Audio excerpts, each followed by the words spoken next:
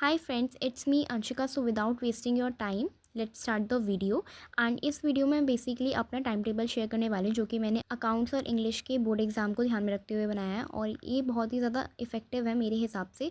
अगर आप इसको फॉलो करोगे तो डेफिनेटली आपका जो सारा सिलेबस है और आपका जो कॉन्सेप्ट है सब क्लियर हो जाएंगे। तो लेट मी शेयर कि मैं फर्स्ट इंग्लिश के लिए क्या यूज़ कर रही हूँ। यहाँ पे मैंने डे 5 चूज़ करे हैं, जिसमें कि फर्स्ट डे में आपकी फ्लामिंगो का पूरा पार्ट कंप्लीट हो जाएगा। और आप फॉलो कर लेना डियर सर की वीडियो, उन्होंने 1 घंटे में पूरी फ्लामिंगो, विस्तास और पोम कंप्लीट कर दी है। तो फ्लामिंगो के लिए आप सबसे पहले डे 1 में अपना पूरा चैप्टर कवर कर लेना। उसमें आपको 1 या 1.5 घंटा लग जाएगा पूरा। और ये काम आप नून में करना, क्योंकि आप मॉर्निंग में वो वाला अपना सेशन रखना जिसमें आपको डिफिकल्टीज होती हैं, लाइक अकाउंट्स वाला पार्ट, तो वो मॉर्निंग में करना ज़्यादा बेस्ट है। एंड जो हमारी फ्लैमिंगो वाली बुक है उसमें 2 टाइप की चीज़ें हैं, एक तो चैप्टर होगा और एक पोम होगी। तो आपको उसको डे के अकॉर्डिंगली डिवाइड कर लेना कि फर्स्ट डे पे आप सारे चैप्टर कर रहे हो, फिर सेकंड डे पे सारी पोम कर रहे हो, एंड थर्ड डे पे विस्तास वाली जो बुक है उसको कवर कर रहे हो। एंड उसके बाद आप जब फोर्थ डे पे अपना राइटिंग सेक्शन कवर करोगे तो मैं उसमें शेयर कर देती हूँ कि हमारे जो टॉपिक है वो और में से आएंगे। तो लाइक अगर आपका कोई नोटिस है तो उसके साथ रिप्लाई और एडवर्टाइजमेंट चॉइस में आएगा, तो आप उनमें से 2 करके चले जाना अच्छे तरीके से, ताकि आपके जो चॉइस में आए तो उनमें से आप 2 कोई देख के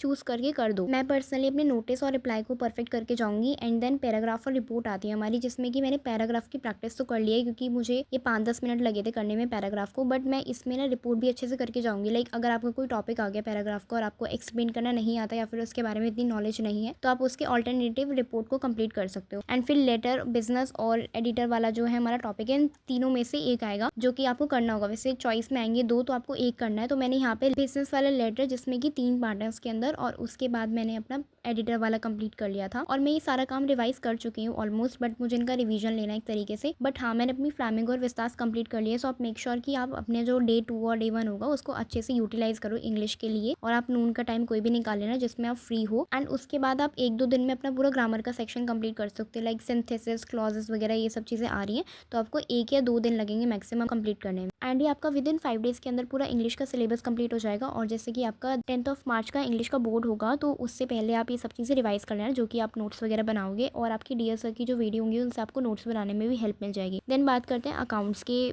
टाइम टेबल की। तो मैंने यहाँ पे 4 दिन निकाला है पार्टनरशिप के लिए, जिसमें कि आपको मॉर्निंग का टाइम आपको 1 शॉट देखने के लिए यूटिलाइज करना है, क्योंकि आप एक चैप्टर समझ जाओगे तो उससे रिलेटेड आपको फिर इवनिंग में जब भी आप अपना सेशन स्टार्ट करते हो तो उसमें इवनिंग में एनसीईआरटी के question plus 20 extra question complete कर लेना। और फिर इसी तरीके से आपको पूरे 4 दिन तक अपना पार्टनरशिप को कंप्लीट कर लेना है। देन जो आपका पार्टनरशिप का लास्ट वाला डे होगा, यानी कि 4th डे, तो उसमें आप अपना पूरे पार्टनरशिप का रिवीजन ले लेना कि आपने इन 4 दिनों में क्या क्या चीज़ें पढ़ी हैं। रिवाइज कर लेना सारा, नोट्स वगैरह जो भी आपके पास अवेलेबल होंगे इनको गो थ्रू कर लेना। एनसीईआरटी के थ्रू भी चैप्टर को रिवाइज कर लेना। और याद रखना कि एनसीईआरटी के क्वेश्चन जो है बहुत ज़्यादा इंपॉर्टेंट है, तो वो कंपलसरी करने हैं। एंड उसके बाद आपका फिर डे 1 स्टार्ट होता है आपका सेकंड वाली बुक से, क्योंकि हमारे पास थर्ड बुक तो है नहीं, तो मुझे उसका इतना आइडिया नहीं है। तो आप थर्ड बुक को अपने अकॉर्डिंगली मैनेज कर सकते हैं। एंड तो सेकंड बुक के लिए सबसे पहले यहाँ पे फर्स्ट डे मैंने इस तरीके से निकाला है कि आपको सारी चीज़ें कवर करनी है। फर्स्ट डे में एक चैप्टर का 1 शॉट देखना है मॉर्निंग में। देन उसके बाद शाम को अपने एनसीईआरटी के जो क्वेश्चन है वो सारे रिवाइज करने हैं। एंड जो हमारे सेकंड चैप्टर है डिबेंचर वाला, उसमें से थ्योरी वाले क्वेश्चन बहुत ज़्यादा आते हैं। सो आपको डिबेंचर की जो है ना इवनिंग में थ्योरी भी करनी है, और प्लस आपको इंपॉर्टेंट क्वेश्चन सारे अपने और एनसीईआरटी के क्वेश्चन कंप्लीट करने हैं। ये ज़्यादा ज़रूरी है, तो थ्योरी भी कंप्लीट कर लेना अपने डिबेंचर वाले चैप्टर की। एंड उसके बाद मैंने डे 3 में यहाँ पे थर्ड और जो हमारा 5th चैप्टर है, क्योंकि 4th तो हमारे उस सिलेबस में है नहीं,